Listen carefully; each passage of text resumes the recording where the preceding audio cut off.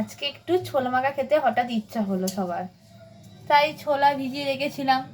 দেখি দেখো কি সুন্দর পুং বেরিয়েছে ছোলাগুলোর। এই দেখো এখন বাপি আমার হেল্প করে দিচ্ছে, টমেটো কেটে দিচ্ছে, পেঁয়াজ কুচিয়ে দিয়েছে, এরপরে শসা কুচানো হবে।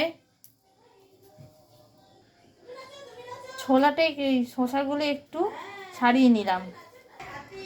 এই শসাগুলো আমি এখন কেটে নিচ্ছি, শসা দেবো ওর মধ্যে, তাই শসাগুলো কেটে নিলাম ভালো করে সুন্দর করে।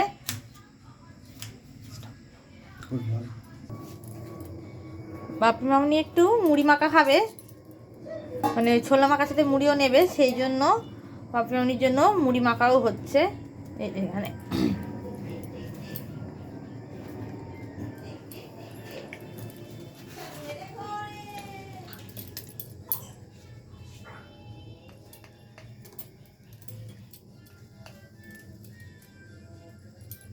যে বিন নুন দিয়ে দিচ্ছে বাপি।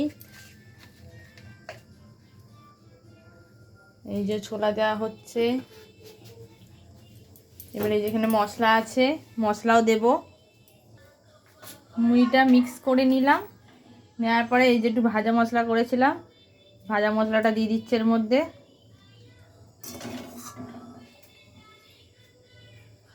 এবার ভাজা মশলাটা দিয়ে তারপরে মুড়িটা মিক্স করে তোমাদেরকে আবার দেখাচ্ছি। মশলা দিয়ে মাখাও হয়ে গেছে, হয়ে গিয়ে মামনি বাপি দুজনের মুড়ি ডিভাইড করাও হয়ে গেছে। এবার ওদের পরিবেশন করা হবে। চলো ওরা খেয়ে বলুক কেমন লাগে। Bye, tata.